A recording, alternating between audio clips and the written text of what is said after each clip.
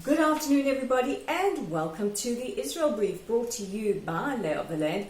I'm Raleen Marks, right here in lockdown in Modi'in, in the center of Israel. Hey, where am I going for the next 3 weeks? And I bring you the top stories from Israel and the region every day on this platform and also on YouTube. Yes, we have a channel. You can find us at the Israel Brief, and if you click on the big red subscribe button, you help us get Israel's news out to the world. So let's take a look at those top stories making headlines, and we begin with COVID-19 and the crisis and where Israel is at the moment. We are in the middle of our 3-week lockdown, and today the Cabinet, or the Coronavirus Committee, have met to discuss the possibility of further restrictions. This would entail perhaps closing any access to synagogues, which is especially emotional given that we are in the high holy days in the Jewish calendar, as well as further restrictions on people working from their offices and having to travel. The Treasury has warned the Coronavirus Committee and the Cabinet that this could have detrimental effects on Israel's economy. Yesterday, the Defense Minister Benny Gantz gave instructions to the IDF to open up a field hospital to take any overflow of coronavirus patients. At the moment, 2 hospitals have indicated that they cannot take any more patients, and there is discussion underway whether or not the Prime Minister will pull doctors from the private sector or private practice in to work in hospitals. But it's not all bad news.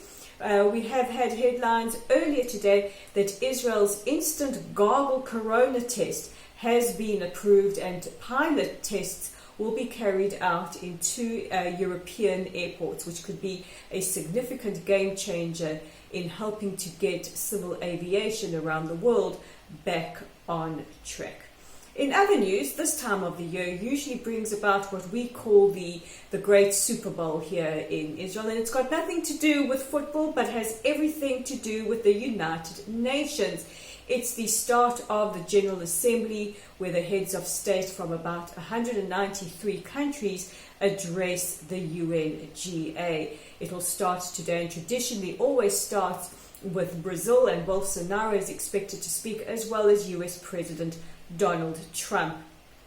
President Trump is expected to take aim at China with regards to the coronavirus crisis, as well as trade, and he is also expected to speak about the recent normalization treaties between Israel, Bahrain, and the United Arab Emirates.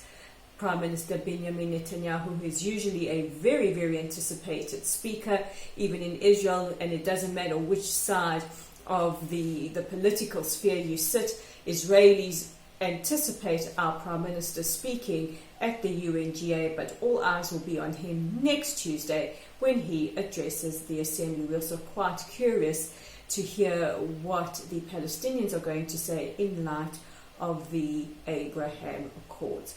And our final story takes us to Bulgaria, and Israel has approved that the Specialized Criminal Court of Bulgaria has sentenced to life without parole 2 Hizbollah terrorists responsible for the bombing attack that took place in the Bulgaria airport in Bulgaria in 2012 that killed 5 Israelis. And there are appeals to more countries to follow the examples of many European states, including Serbia as recently as last week, in outlawing Hizbollah and banning them as terror organizations. Those are your top stories making headlines. And if you're looking for something to do, as many of us head into lockdowns again around the world, you can check out our original content on our website. You can find us at www.layoftheland.online. There is an article by Dave Kaplan all about electric roads. I'm not kidding, this is really happening. And while you're at it, if you want to, you can check it out on our Facebook page. We're at Lottel's site, and we're growing. Help us to get to that 2,000 target people by giving us a like or a follow and sharing our content. A reminder to subscribe to our YouTube channel at The Israel Brief and follow us on Twitter at Lay of the Land with the digit 5. I'm Raleen Marks. This is The Israel Brief. Hey, where else would I be? It's lockdown, and we'll chat again tomorrow.